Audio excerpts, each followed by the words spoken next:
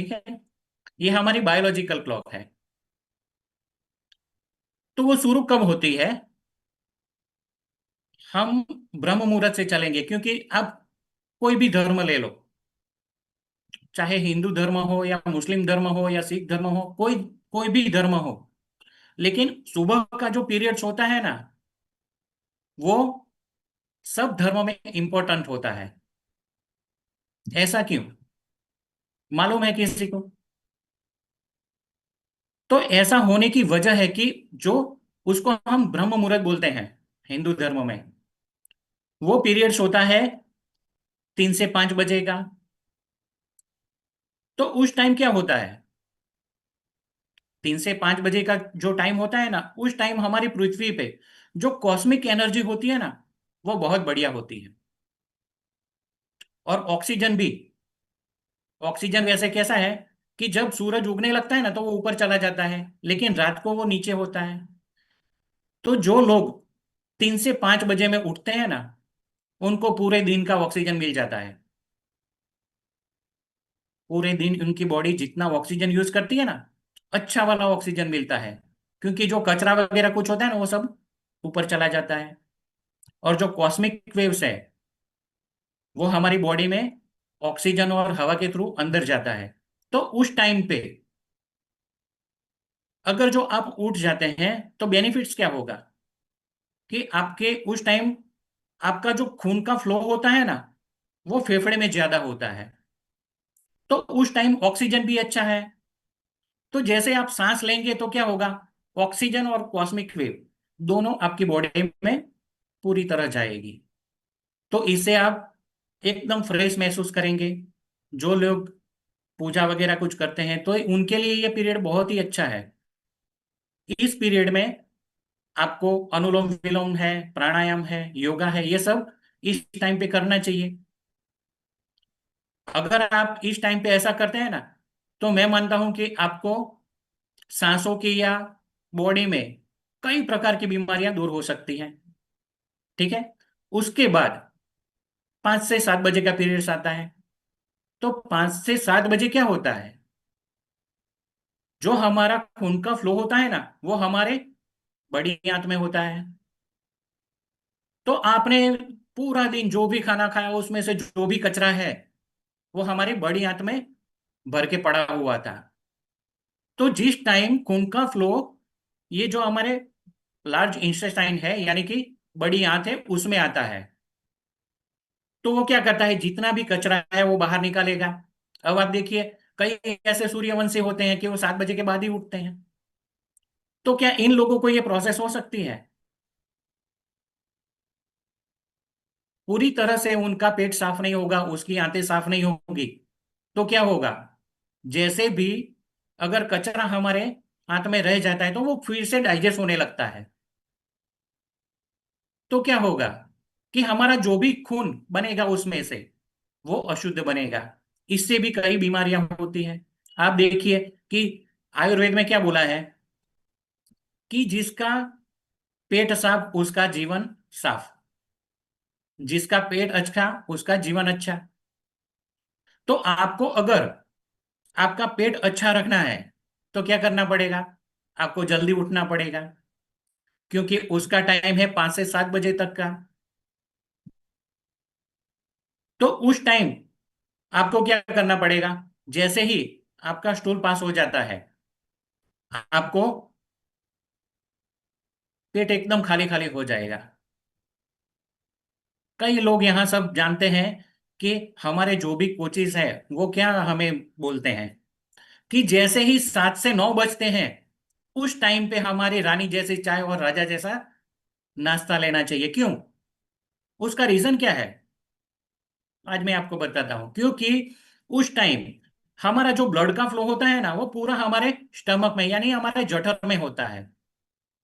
तो उससे क्या होगा कि आप प्रोटीन वाला या विटामिन वाला जो भी खाना खाएंगे ना, वो अच्छी तरह डाइजेस्ट होगा। इस टाइम पे खाने की जरूरत क्यों है? हमारा राजा जैसा नाश्ता और रानी जैसी चाय इस टाइम पे लेने की जरूरत क्यों है? क्योंकि पूरी रात आपने 7 से 8 घंटे सोए हुए हैं।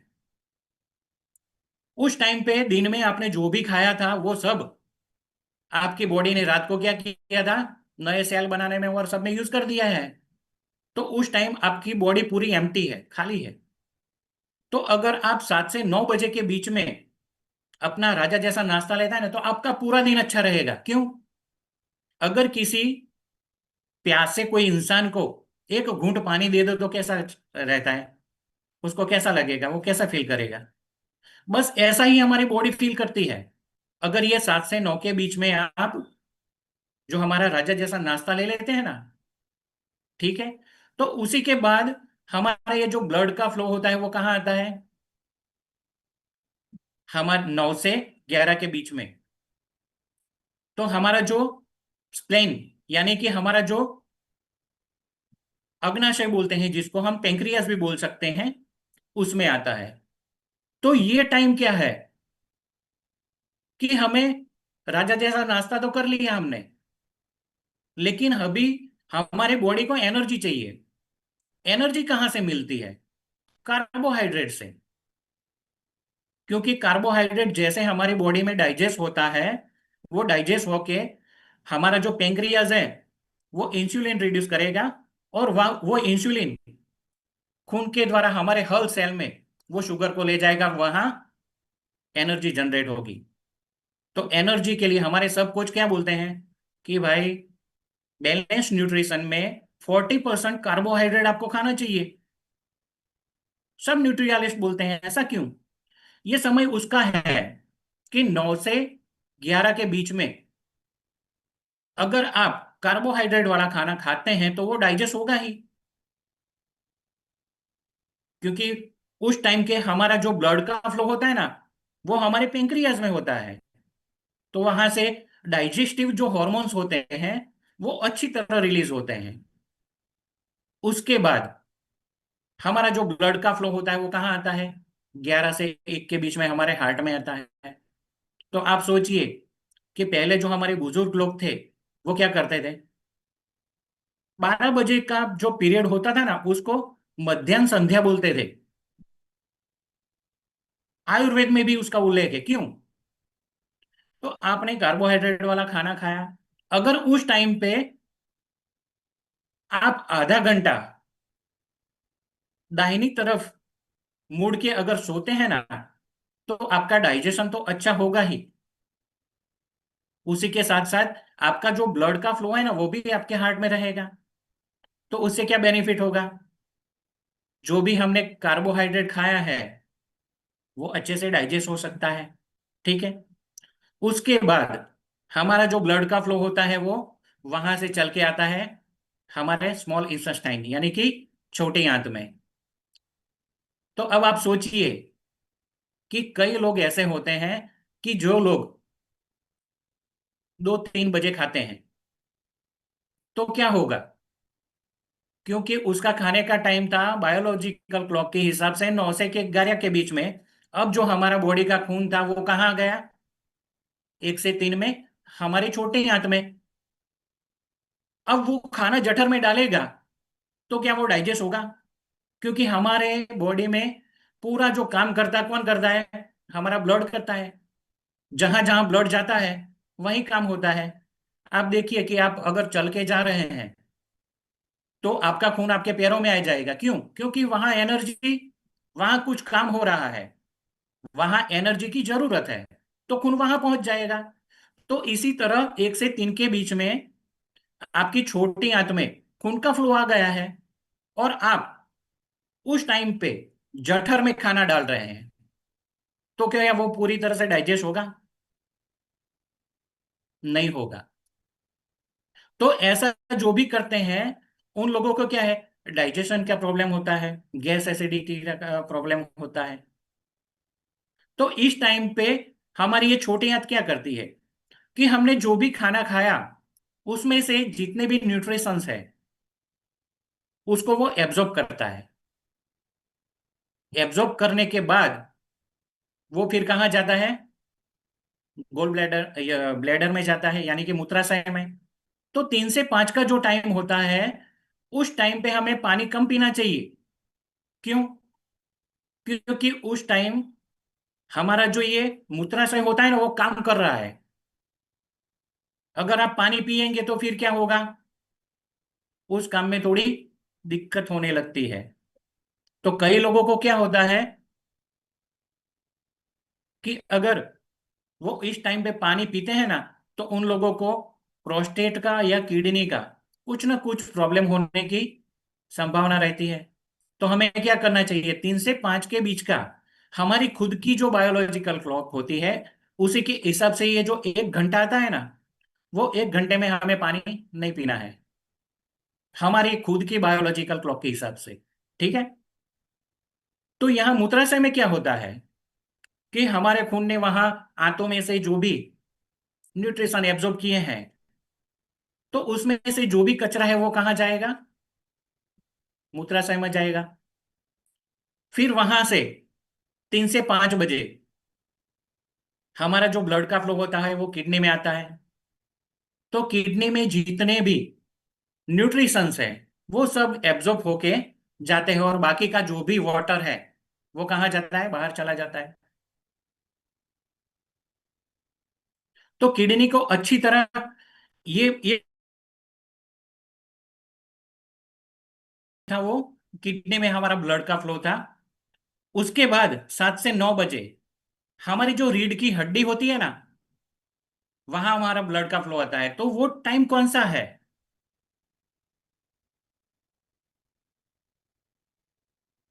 सॉरी, आवाज आ रही है मेरी सबको? ओके। यस तो यस। 7 से 9। यस।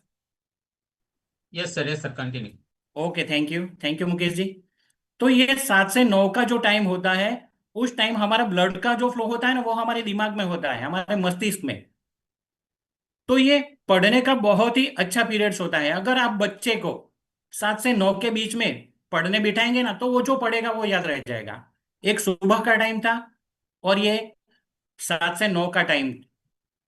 उस टाइम पे आप जो भी पढ़े, और उस टाइम आपका माइंड भी बहुत खुश होता है। यानी कि आप अगर किसी से बात कर रहे हैं ना, तो वो आपसे गुस्सा नहीं होंगे, क्योंकि ब्लड का फ्लो वहां ज्यादा होता है। उसके बाद आता है 9 से 11 का पीरियड। तो 9 से 11 के पीरियड में हमारा जो ब्लड का फ्लो होता है वो हमारी रीढ़ की हड्डी होती है ना, जो मेरुदंड बोलते हैं जिसको, उसमें हमारा ब्लड का फ्लो होता है। अब आप सोचिए कि उसको मेरुदंड क्यों बोला है। क्योंकि हमारी बॉडी में हमारे जितने भी अंग हैं, उन सब में न्यूरो सिस्टम की जो होती है ना वो वहीं से ही शुरू होती है, से हमारे दिमाग में से जाके रीढ़ की हड्डी में से सब जगह जाती है। आप देखिए, अगर किसी को मेरू की कोई प्रॉब्लम हुई है, गद्दी थोड़ी खिसक गई है, तो वहां से डॉक्टर क्या बोलेंगे कि नस दबती है। तो क्या होगा, उसका पैर हिला नहीं पाएगा, साइटिका का प्रॉब्लम होता है। ये जो सारे प्रॉब्लम रीढ़ की हड्डी में से होते हैं। तो अगर आप सोचिए कि 9 से 11 का जो पीरियड है, उस टाइम पे अगर आप लेट जाते हैं, तो आपका जो खून का फ्लो है वो कहाँ रहेगा, अच्छा, रीढ़ की हड्डी में। तो ज्वाइंट का कोई भी प्रॉब्लम हो नहीं होगा, साइटिका का भी प्रॉब्लम नहीं हो सकता। कई लोगों को गादी पतली हो जाती है, जाड़ी हो जाती है, ऐसा सब बोलते हैं। ये सारे जो भी प्रॉब्लम है वो कोई भी नहीं होंगे। ठीक है। उसके बाद हमारे बॉडी के, हम क्या बोलते हैं इसको, कि इंपॉर्टेंट जो पीरियड्स होता है वर्क करने का, ये 11 से 3 का है। इसमें हमने वैसे तो 2 पार्ट किए हैं, ग्लोड ब्लेडर और लीवर, लेकिन मिलजुल के काम करते हैं। 11 से 3 का जो पीरियड होता है उसमें क्या होता है कि हमारे पूरे दिन में हमने जितना भी काम किया, हमारे बॉडी के कई सेल डैमेज होते हैं। आप अगर आंख का एक झपक लगाते हैं ना, तो आपके अंदाजित 1,000 कोष डेड हो जाते हैं, नष्ट हो जाते हैं। तो ये हमें नए तो बनाने पड़ेंगे ना। तो पूरे दिन में अगर आप नॉर्मली काम करते हैं, तो 1,20,00,000 कोष हमारे बॉडी में से डैमेज होते हैं, वो रिपेयर तो होने चाहिए ना। तो ये रिपेयर करने का जो पीरियड है वो 11 से 3 बजे का है, लेकिन हम लोग क्या करते हैं, कितने लोग हैं कि वो 10 बजे सो जाते हैं। क्योंकि जैसे हम 10 बजे सोते हैं, तो क्या होगा कि हम 1 घंटे में बेबी स्लीप में आ जाएंगे। तो बेबी स्लीप में जैसे हम आते हैं ना, तो हमारा मस्तिष्क रिलैक्स हो जाता है, और हमारा जो हमारे बॉडी के जो पूरे ऑर्गन्स होते हैं ना, वो स्लोली काम करने लगते हैं। क्योंकि इस पीरियड में काम किसको करना है, लीवर को। तो लीवर ऐसे थोड़ा बड़ा हो जाएगा, और पूरे दिन में जितने भी सेल डैमेज हुए हैं या फिर नष्ट हुए हैं, उसको रिपेयर करने का और नया बनाने का काम इस टाइम पे होता है। हमने जो भी खाना खाया था उसमें से जितने सारे टॉक्सिक चीजें हैं, वो इस टाइम पे अलग हो जाती हैं। तो जो लोग इस टाइम पे नहीं सोते हैं ना, उन लोगों को फैटी लिवर होने की चांसेस हो सकते हैं, फैट बढ़ सकती है, और शरीर में कई सारे प्रॉब्लम होने के चांसेस हो जाते हैं। क्यों? आप देखिए कि अगर आप 11 बजे सो जाते हैं, तो आपका जो ये पीरियड्स है वो 1 घंटा कम हो गया, जहां 4 घंटे भी कम पड़ते हैं। क्योंकि आज सबको मालूम है कि आज हम लोग कैसे खाना खाते हैं, कैसी एक्टिविटी करते हैं। तो हमारा खाने में न्यूट्रिशंस वैल्यू तो कम होती ही है, लेकिन हमारे सेल भी ज्यादा डेड होते हैं। क्योंकि हम मस्तिष्क का ज्यादा यूज करते हैं, तो वहां के सेल भी डैमेज होंगे ना। हम बिना वजह कोई भी टेंशन ले लेते हैं, तभी भी हमारे बॉडी के सेल,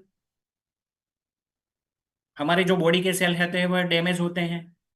तो ये जो सब डैमेज हुआ है, वो रिपेयर करने में हमारी बॉडी को 4 घंटे भी कम पड़ते हैं। और हम लोग क्या करते हैं, 1 घंटा, 2 घंटा या 3 घंटा हम कम कर देते हैं। हमारा जो ये पीरियड है ना, 11 से 3 का, वो 3 बजे अपना काम बंद ही कर देता है। जैसे हम ऑफिस जाते हैं, तो 5 या 6 बजे का हमारा पीरियड होता है, तब हमें कुछ भी काम करना हो, लेकिन ऑफिस बंद हो जाता है ना। तो इसी तरह बायोलॉजिकल क्लॉक के हिसाब से हमारा जो ये पीरियड है, वो 3 बजे स्टॉप हो जाता है। अगर इसमें से कई लोग तो ऐसे होंगे कि 12 बजे सोते हैं, तो उसका जो ये प्रोसेस है वो 1 बजे चालू होगा, तो उनको कितना टाइम मिला, 2 घंटे का। तो 2 घंटे में वो क्या करेगा, तो जो जब वो सुबह उठता है ना, तुरंत उसकी बॉडी पे दिखता है। जो लोग ज्यादातर इस पीरियड में जागते हैं ना, उन लोगों को सूजन आती है, लीवर फैटी हो जाता है, डाइजेस्टिव सिस्टम का प्रॉब्लम होता है। ये कई सारे जो प्रॉब्लम होते हैं, वो ये बायोलॉजिकल क्लॉक डिस्टर्ब होने की वजह से होते हैं। ये जो पीरियड होते हैं वो उसको संभालते नहीं है। ठीक है। उसके बाद, अब बायोलॉजिकल क्लॉक अगर सही तरह से चलती है, तो क्या फायदा होता है हमारी बॉडी को। एक तो बेहतर नींद आती है। कई लोग ऐसे होंगे कि जिनको नींद का प्रॉब्लम हो गया, आइसोमेनिया बोलते हैं जिसको, क्रॉनिक डिसीज बोलते हैं, नींद नहीं आना, या फिर नींद आती है बाद में चली जाती है, उठ जाते हैं। तो ये सारा प्रॉब्लम जो होता है वो बायोलॉजिकल क्लॉक डिस्टर्ब होने की वजह से होता है। अगर आपकी बायोलॉजिकल क्लॉक सही तरह से चल रही है, तो आपकी बॉडी में ऊर्जा भी बहुत अच्छी बनी रहती है, मेटाबॉलिज्म आपका अच्छा रहता है, मानसिक आप बहुत ही बेहतर रहते हैं, आपकी जो इम्यून सिस्टम होती है वो भी बहुत बढ़िया रहती है।